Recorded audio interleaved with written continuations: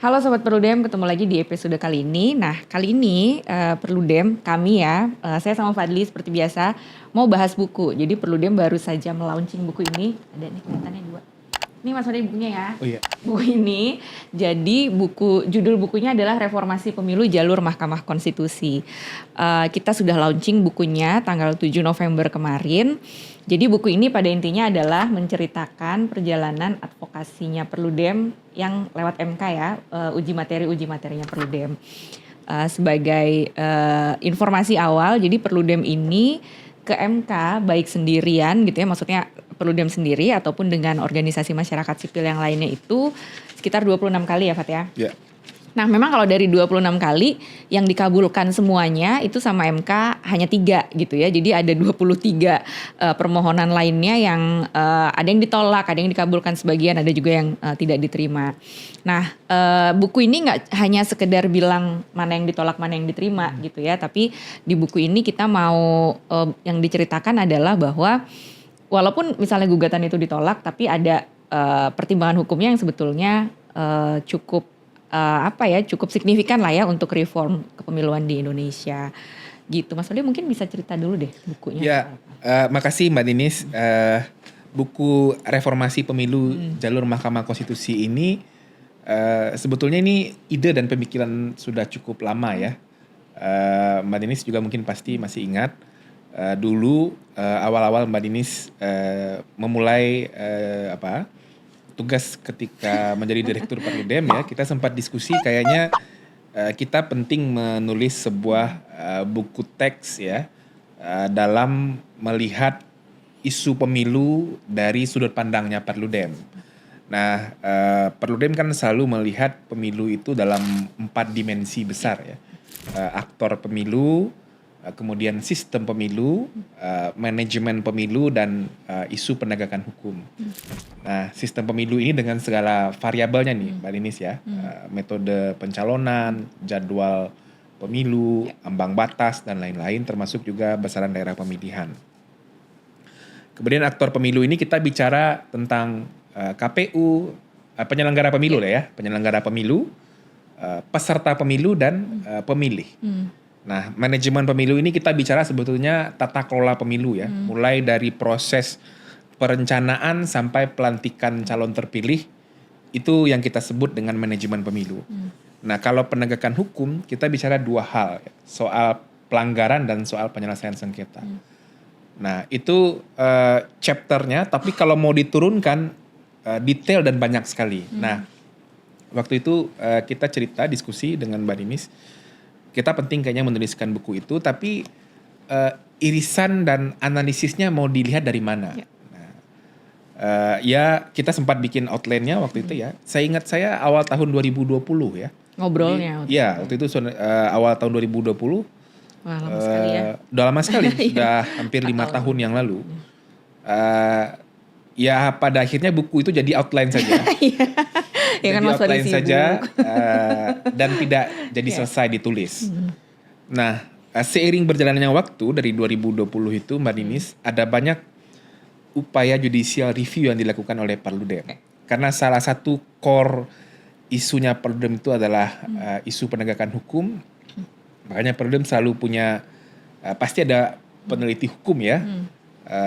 Dan turunan dari adanya kajian, pendekatan dalam isu penegakan hukum itu adalah selain melakukan riset, juga advokasi hukumnya. Nah, advokasi hukum itu salah satunya judicial review ke Mahkamah Konstitusi. Jadi kerangka hukum pemilu, kerangka hukum pilkada, kerangka hukum yang punya titik singgung dengan mandat organisasi Perludem, kalau kita pandang dalam proses legislasi, dalam proses public policy, itu sudah tidak ada ruang lagi ya, ketika proses penyusunan, perencanaan, pembahasannya kan itu kita bisa berkomunikasi dengan pembentuk kebijakan. Tapi ketika sudah diputuskan jadi sebuah kebijakan dan itu kita pandang tidak sesuai dengan apa yang kita pikirkan, tidak sesuai dengan apa yang semestinya bisa diatur jauh lebih baik dari sebuah kebijakan itu, maka upaya yang bisa dilakukan adalah mereviewnya lewat lembaga judicial, yaitu ke Mahkamah Konstitusi. ada banyak ya judicial review yang muncul dari 2020 itu. Ada judicial review yang diajukan oleh Perludem terkait dengan format keserentakan pemilu. Kemudian ada juga judicial review terkait dengan syarat mantan terpidana di pemilihan kepala daerah. Ini kita ajukan waktu itu dengan teman-teman ICW, ya, teman-teman Indonesia Corruption Watch. Kemudian ada judicial review terkait dengan Badan Peradilan Khusus Pilkada. Yeah. Ada juga tentang parliamentary threshold, ya, itu 2 kali seingat saya kita ajukan. Ada juga soal daerah pemilihan, penyusunan daerah pemilihan. Ada juga soal syarat menjadi pemilih, tidak lagi menghilangkan status klausul sudah pernah kawin atau sudah kawin, ya. Kemudian termasuk juga soal syarat mantan terpidana untuk calon anggota DPD. Nah, putusan-putusan judicial review yang kita ajukan itu ternyata ketika kita lihat-lihat lagi waktu itu di kantor sekitar akhir tahun lalu ya Mbak ya, itu kayaknya tersebar juga ke 4 dimensi besar isu pemilu tadi. Nah, mulailah waktu itu dengan Mas Heroik ya, dan teman-teman Perludem yang lain, kayaknya sayang ya kalau kemudian upaya judicial review yang kita lakukan ke MK yang di dalam putusan-putusannya itu tidak hanya bicara tentang amar putusan ditolak atau diterima, tapi ternyata banyak sekali Mbak Ninis dimensi atau pertimbangan-pertimbangan hukum dan perspektif lembaga judisial seperti MK menilai konstitusionalitas sebuah penyelenggaraan pemilu dalam berbagai macam dimensi. Nah, karena kita melihat ada putusan peradilan yang sifatnya final and binding ya, final dan mengikat, dan putusan-putusan itu juga punya puzzle yang tersebar ke 4 dimensi isu pemilu.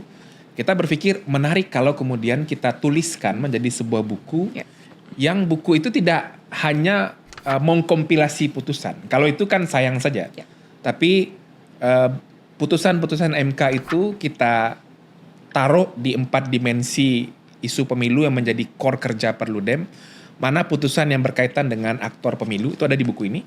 Mana putusan yang berkaitan dengan sistem pemilu. Mana putusan yang berkaitan dengan manajemen dan tahapan tata kelola pemilu. Mana putusan yang berkaitan dengan penegakan hukum. Nah, setelah kita kelompokkan, kita baca putusannya. Putusan itu kita kaji, kita baca. Dan jadilah buku chapter ini.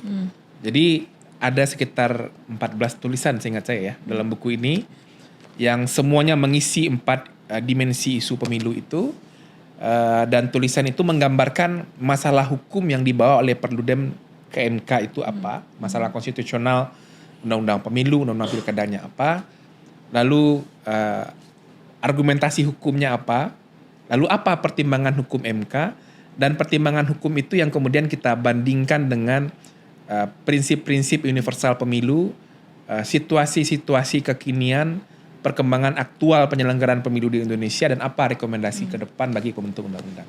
Kira-kira itu isi buku ini. Ya, ini juga jadi kebiasaan kami ya di Perludem. Jadi kalau kita ada riset apapun ya, hasil apapun, kita selalu mengupayakan ya ditulis gitu ya, dibuat bukunya untuk merawat ingatan lah ya, memelihara sejarah gitu. Karena kalau nggak dituliskan kan dia ya orang lepas gitu aja ya, sayang kan katanya ya, yang disebutkan itu hilang, ya, yang tertulis itu kekal. Ya forever ya, selamanya. Nah, sorry Mas Fadi, aku bisa buat. Nah, ini kan tadi ya kita membagi pembabakan buku ini berdasarkan 4 tadi, sistem, aktor, manajemen, sama penegakan hukum. Kalau menurut Mas Fadli nih ya, dari uji materi yang kita lakukan ini, putusan yang fenomenal gitu ya, putusan yang fenomenal yang kira-kira ini tuh harusnya jadi apa ya? Kisah-kisah di balik putusan nih. Enggak, jadi apa ya? Ya electoral reformnya tuh akan terjadi setelah ada putusan ini gitu. Kalau Mas Fadli yang mana nih dari putusan-putusan ini? Yang gongnya nih gitu. Ini tanpa bermaksud ini ya, tanpa bermaksud. Ya nggak apa, buku kita kan kita puja-puji nggak apa-apa dong. Tanpa bermaksud mana putusan yang lebih fenomenal, mana putusan ini tidak ya. Tapi misalnya yang ngubah tatanan gitu ya. Ya, yang menurut saya cukup mengejutkan dan sangat mendasar itu sih menurut saya putusan nomor 55 tahun 2019 itu Serentakan ya. Putusan 55 tahun 2019 itu terkait dengan keserentakan pemilu. Jadi kalau Mbak Ninis pasti ingat lah ya, pasca pemilu 2019 itu banyak sekali Mbak kritikan terhadap format keserentakan pemilu serentak. Ya. Saya masih ingat almarhum Pak Cahyokumolo waktu itu bahkan kita harus segera memperbaiki nih format keserentakan pemilu. Pak Yusuf Kala waktu itu mantan wakil presiden juga bicara perlu pembenahan soal sistem keserentakan pemilu. Tapi sayangnya arah pembenahan dan perbaikan itu adalah mulai ada keinginan untuk memisahkan kembali pileg dan pilpres. Ya. Itu pasca pemilu 2019. Pada saat pengalaman pertama kita menyerentakkan pemilu presiden dan pemilu legislatif. Arah perbaikannya mulai mengarah untuk memisahkan lagi pileg dan pilpres. Nah, di tengah evaluasi penyelenggaraan pemilu itu, saya masih ingat itu, belum kayaknya tahun 2019 itu berakhir ya. Kita masukkan judicial review itu ke MK, berdasarkan evaluasi dari penyelenggaraan pemilu serentak 5 kotak, dengan segala konsekuensi dan kompleksitas manajemen penyelenggaraan pemilu yang terjadi, memang perlu dilakukan evaluasi, tapi tidak dengan memisahkan pileg dan pilpres. Nah, Perludem kan waktu itu meminta pemilu serentak yang paling konstitusional adalah pemilu serentak nasional, memilih presiden, DPR, DPD secara serentak. Lalu 2,5 tahun setelahnya pemilu serentak daerah untuk memilih gubernur, bupati, wali kota serentak dengan pemilihan DPRD provinsi dan DPRD kabupaten kota. Itu petitum kita ke MK waktu itu. Nah, persidangannya panjang sekali Mbak Dinis. Ya. Bahkan MK sempat menghadirkan ahlinya sendiri ya, kan waktu itu. Dan menurut saya itu salah satu sidang pengujian undang-undang yang cukup panjang. MK concern sekali sampai mengundang beberapa orang ahli. Sehingga saya ahli yang dipanggil MK itu Profesor Ramlan, Profesor Topo Santoso, Dr. Jayadi Hanan ya. Kemudian Perludem juga menghadirkan ahli Pak Dr. Khairul Fahmi waktu itu, Pak Didik Suprianto, dan ada beberapa orang ahli lagi yang diajukan ya, seingat saya waktu itu. Karena waktu itu ada beberapa juga yang ngajuin. Ada beberapa permohonan juga yang diajukan. Nah, cukup lama juga ya menunggu putusannya. Pada akhirnya kemudian MK keluar dengan putusan. Salah satu yang dikunci MK dari putusan itu adalah keserentakan pemilu presiden dan DPR itu tidak boleh dilakukan. Jadi boleh format keserentakan diutak-atik, tapi tidak dengan memisahkan pemilu presiden, pemilu DPR, dan pemilu DPD. Dan yang paling fenomenal juga dari putusan itu menurut saya adalah MK tidak lagi membedakan rezim pemilu dan rezim pilkada. Mbak Dinis, karena dari 6 model keserentakan yang direkomendasikan oleh MK itu sudah menggabungkan pilkada dengan pemilu presiden, dengan pemilu legislatif, secara bersamaan. Jadi mungkin saja penggabungan pilkada dengan pemilu nasional. Karena selama ini terjadi ya perdebatan dikotomi antara pemilu nasional, itu adalah pemilu yang disebut di pasal 22E ayat 1. Ini dingin sekali ya. Saya mulai bergetar. Pasal 22E ayat 2. Presiden, DPR, DPD, dan DPRD. Sementara pilkada itu dianggap ada di rezim otonomi daerah di pasal 18. Tapi dengan putusan MK ini, MK mengunci itu, tidak ada perbedaan. Ya. Nah, gitu. Itu menurut saya sih itu yang paling fenomenal. Termasuk juga ada soal dapil, soal parliamentary threshold juga baik sekali sih menurut MK memutuskan. Ya, nyambung ke yang soal keserentakan tadi. Jadi di putusan 55 tadi ya yang Mas Fadli cerita itu pun menggeser argumentasinya mahkamah, karena sebelumnya kan 14/2013 ya, putusan MK nomor 14 tahun 2013 itu MK bilang yang namanya pemilu serentak itu 5 kotak yang kita kemarin selenggarakan ya. Jadi dimohonkan oleh Bang Effendi Ghazali. Ya, Pilpres, DPR, DPD, DPRD provinsi, DPRD kabupaten kota. Nah, tapi pada prakteknya ternyata antara apa yang terjadi realnya sama yang diargumentasikan MK di putusan 14/2013 itu nggak selaras nih gitu. Makanya waktu itu Perludem mengajukan kembali, sehingga bergeserlah ya MK, karena kalau bicara pemilu serentak sebetulnya kan berdasarkan praktek negara lain yang serupa Indonesia ya. Serupa Indonesia itu dalam artian sistemnya presidensil, multipartai gitu ya. Menyerentakkan pemilu itu punya tujuan untuk membuat sistem presidensialisme ini lebih efektif. Dan secara konseptual yang namanya menyerentakkan pemilu itu adalah menggabungkan dua jenis pemilu yang berbeda. Pemilu eksekutif dengan pemilu legislatif. Jadi bukan semuanya ditumpuk gitu loh, tapi berbeda jenis pemilu ini yang diserentakkan. Nah di situ MK dari keterangan para ahli terus perbandingan negara lain kemudian bergeser kan posisinya. Nah itu tadi beberapa putusan ya. Tadi kan soal putusan 55, ada juga soal parliamentary threshold tadi Mas Fadli cerita ya, itu kalau soal sistem. Jadi parliamentary threshold itu baru tahun lalu ya tahun ini ya.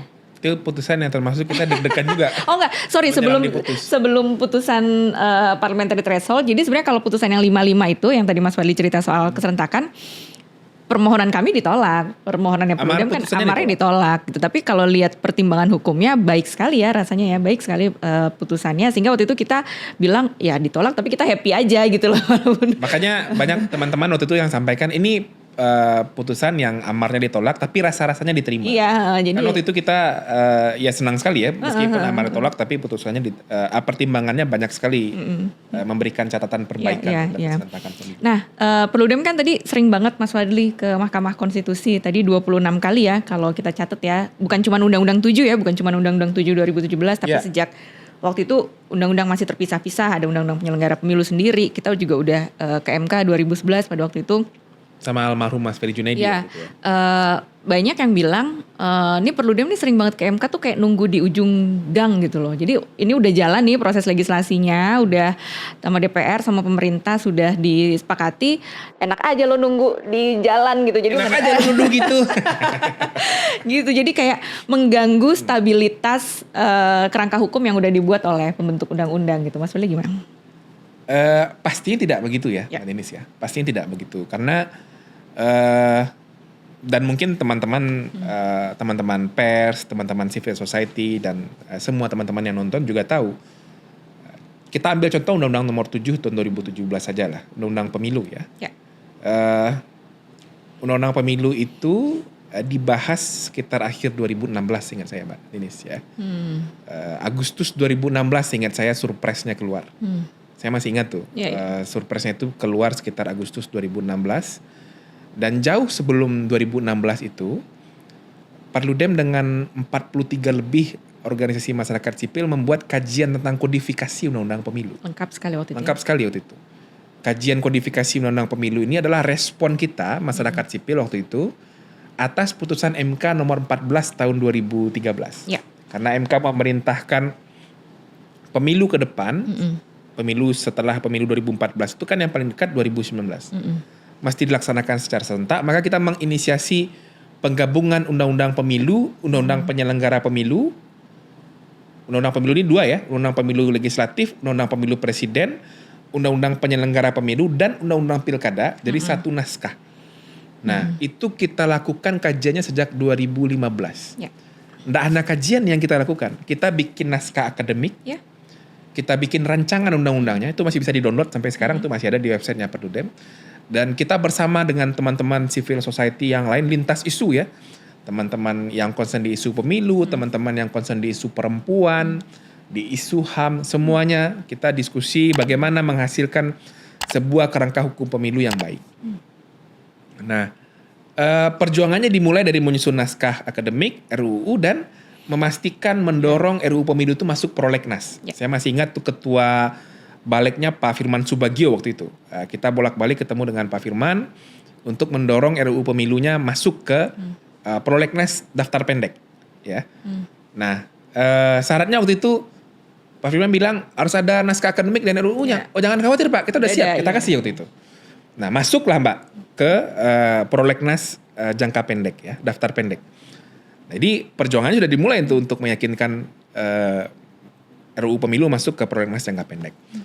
Nah, masuk ke prolegnas, pertarungan dilanjutkan lagi kepada siapa yang akan memulai penyusunan RUU-nya.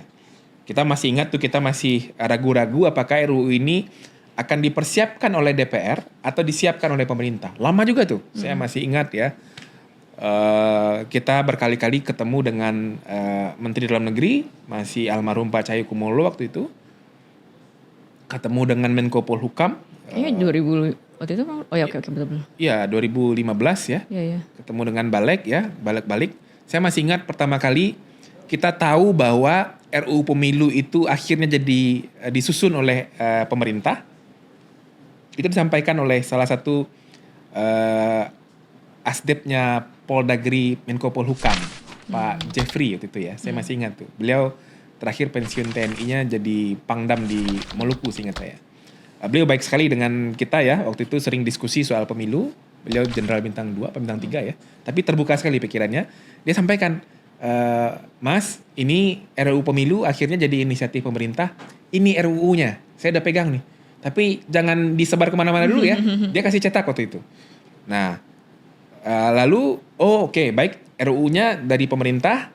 Kita mulai itu Mbak, bikin DIM loh kita waktu itu. Kita bikin daftar inventaris masalah RUU Pemilu yang kita juga belum tahu kapan nih RUU ini akan dikirimkan ke DPR. Jadi seingat saya belum lagi RUU itu dikirim ke pemerintah, kita sudah punya DIM-nya, sudah punya penyandingan dengan naskah kodifikasi kita. Nah, begitu RUU itu dikirim ke DPR, pembahasan dimulai, kita memantau proses pembahasan RUU Pemilu. Ya. Kita bikin audiensi berkali-kali dengan Pansus waktu itu, karena Pansus RUU Pemilu itu diketuai oleh Pak Lukman Edi dari PKB, seingat saya waktu itu. Wakil ketuanya ada beberapa orang ya, Beni Kaharman, lalu Yandri Susanto, yang sekarang jadi Menteri Desa. Satu lagi saya lupa ya, siapa waktu itu, lupa saya satu lagi. Nah, prosesnya panjang RUU Pemilu itu.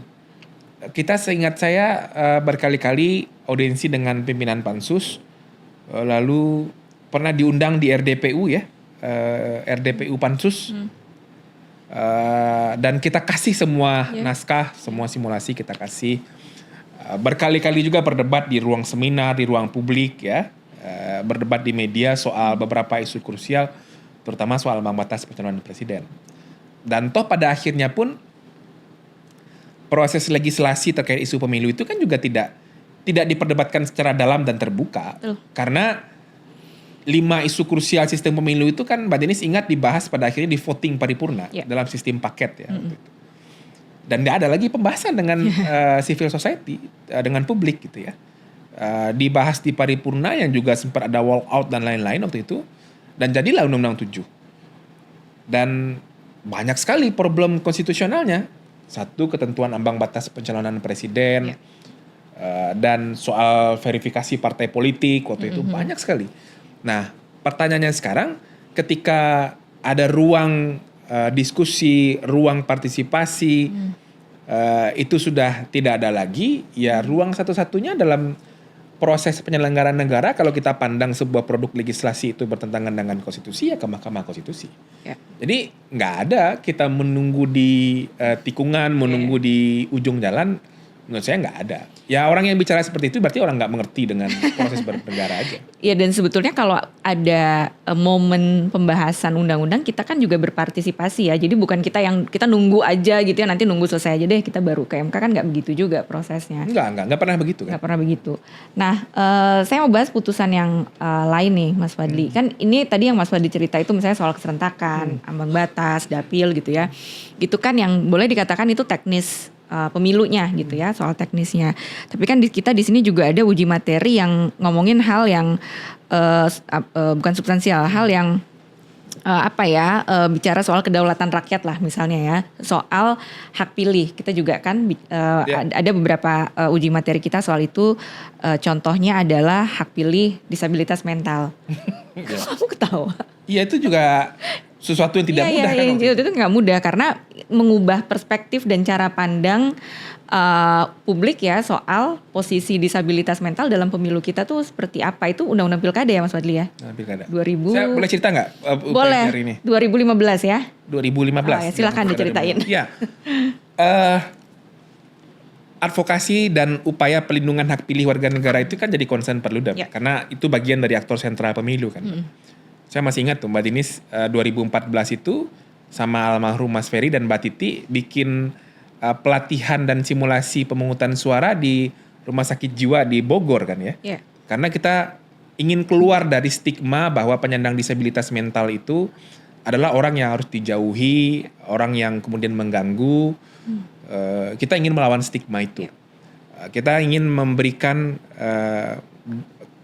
pesan kepada publik bahwa ya penyandang disabilitas mental, teman-teman yang sedang mengalami perawatan di isu mental, itu ya sama dengan sakit biasa, gitu. Sakit yang lain, sama dengan orang yang sakit, sakit biasa lah, sakit yang punya gejala kronik juga seperti jantung, diabetes dan lain-lain.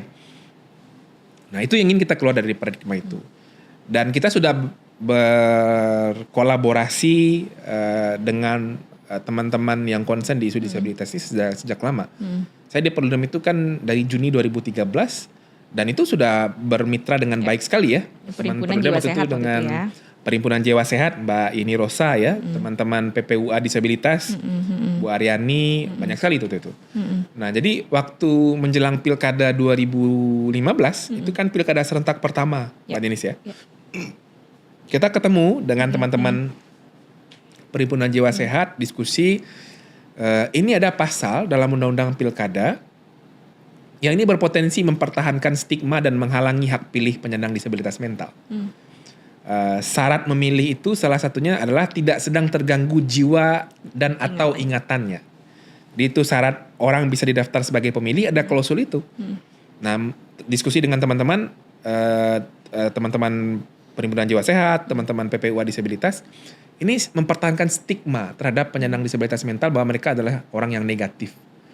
Lalu bagaimana kita JR pasal ini untuk menghilangkan syarat sedang tidak terganggu jiwa ingatan ini sebagai syarat memilih.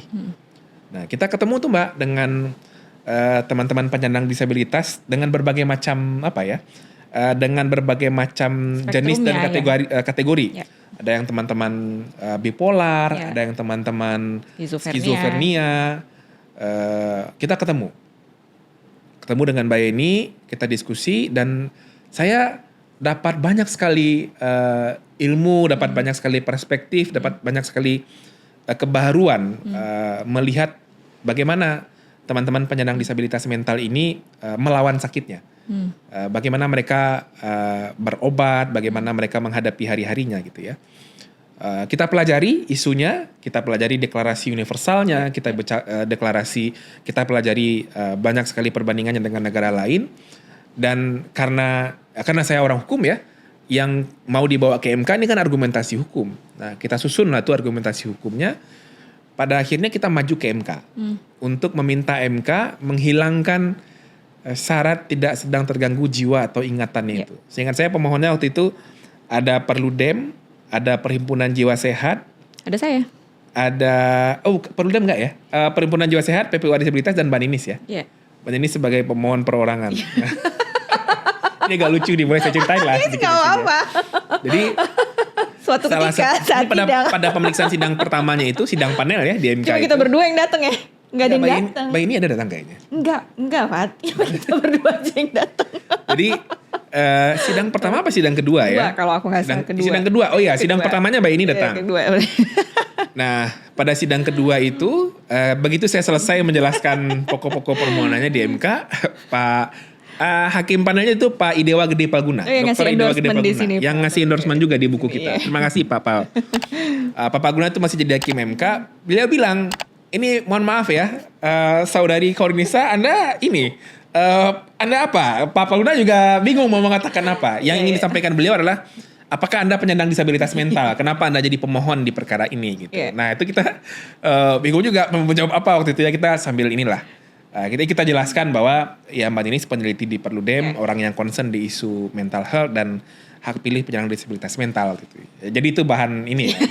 Jadi ketawa-tawa kita dalam upaya JR itu. Nah, ya proses perjalanan JR itu membuat kita surprise juga, Mbak. Betul. Ternyata Hakim MK juga kaget juga dengan upaya permohonan ini. Kita menghadirkan ahli, saya lupa namanya ya. Dia seorang profesor dari betul dari Amerika Serikat apa dari Inggris ya. Dia penyandang disabilitas netra, dia netra dan sudah kemana-mana untuk menjelaskan tentang hak disabilitas, terutama soal disabilitas mental. kita pakai penerjemah tersumpah waktu itu karena dia tidak bisa bahasa Indonesia. Dia menyampaikan keterangan dalam bahasa Inggris. Dan ada penerjemah tersumpah yang menyampaikan keterangan bagaimana harusnya negara memberikan jaminan hak terhadap penyandang disabilitas mental untuk melawan stigma negatif terhadap penyandang disabilitas mental.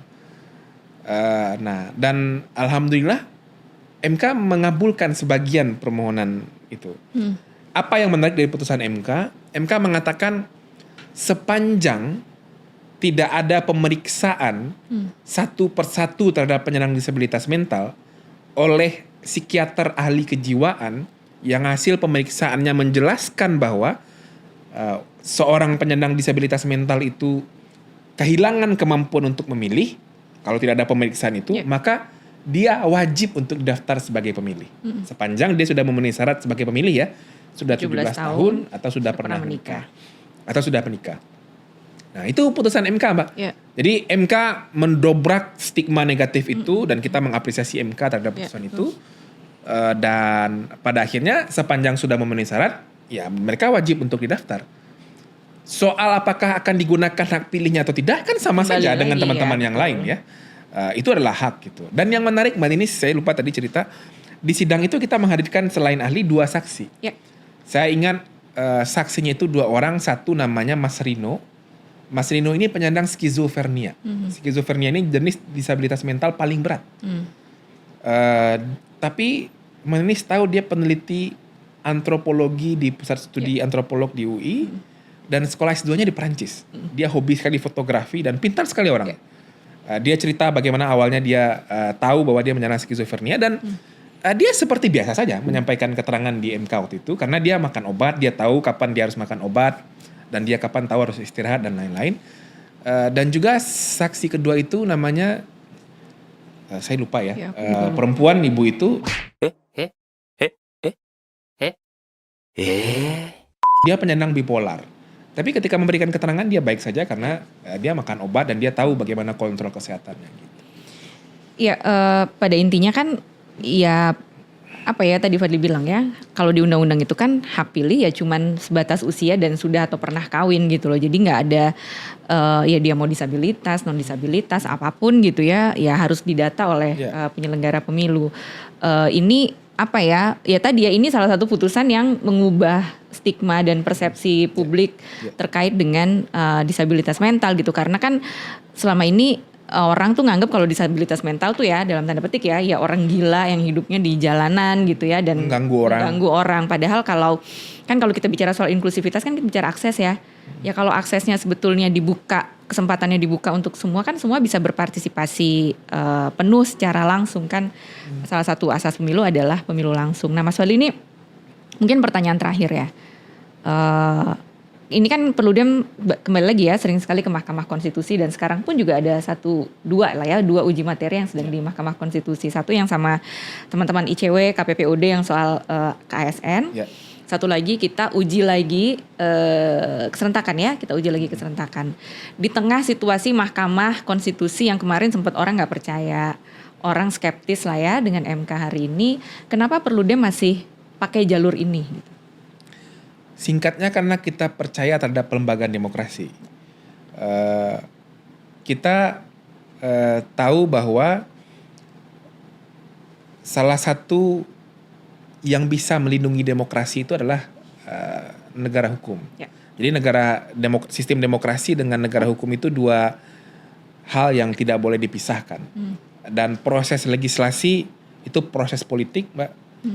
Dan di Indonesia sistem legislasi itu otoritasnya ada di DPR dan Presiden dan kontrol terhadap proses politik dan proses legislasi itu ada di Mahkamah Konstitusi. Itu pelembagaan dalam negara hukum konstitusional kita.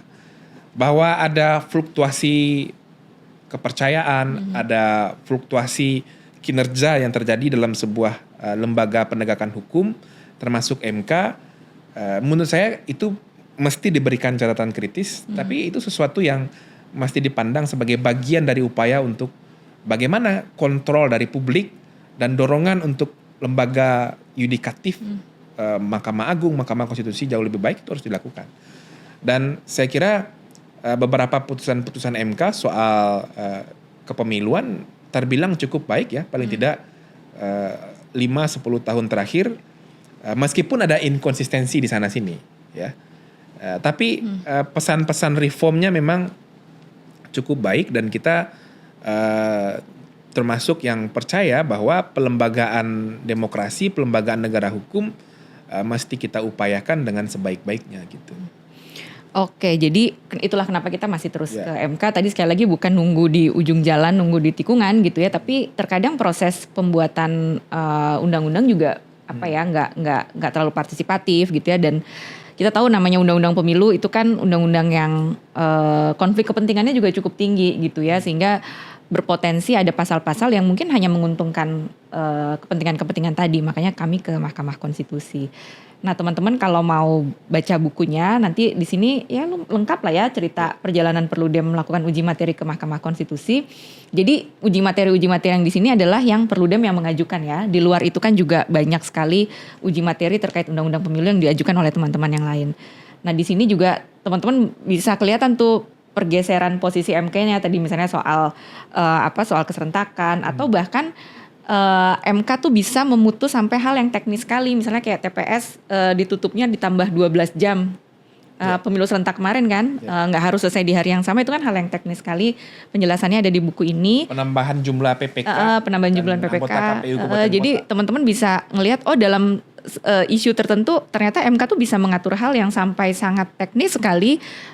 Di sisi yang lain MK mengatur yang fundamental, di sisi yang lain MK bilang ini open legal policy. Jadi akan kelihatan di buku ini. Buku ini bisa di-download gratis di websitenya Perludem ya. Bebas, teman-teman boleh membaca. Dan mudah-mudahan ini bisa jadi sumbangannya Perludem. Saya boleh terakhir? Boleh, silakan. Buku ini pasti tidak sempurna. Betul. Banyak sekali kekurangannya pasti. Kalau dilihat dari berbagai macam kacamata akademik ya. Terutama studi terhadap putusan-putusan MK. Banyak orang yang tulis skripsi, tesis, disertasi yang basis analisisnya itu adalah putusan MK, Mbak Denis. Saya kira buku ini bisa menjadi salah satu yang memperkaya itu. Dan tentu semoga Perludem tidak berhenti di sini ya. Betul. Tidak berhenti di buku ini saja. Dan mungkin bisa nanti jadi satu karya yang jauh lebih besar, misalnya menyisir semua putusan MK yang berkaitan dengan 4 dimensi itu secara jauh lebih lengkap. Tapi kan itu perlu energi yang besar, dan mudah-mudahan nanti bisa jadi buku chapter kedua lah setelah buku ini. Dan aku rasa ini bukunya juga kita rilisnya timely gitu ya. Orang mau bahas undang-undang pemilu, jadi ya pembentuk undang-undang perlu memahami juga banyak putusan Mahkamah Konstitusi yang harusnya jadi referensi ketika melakukan revisi undang-undang pemilu. Makasih banyak ya Mas Fadli, teman-teman makasih banyak. Jangan lupa di-download di websitenya Perludem, nanti bisa ditaruh di box deskripsinya. Kita ketemu lagi di episode selanjutnya. Sampai jumpa.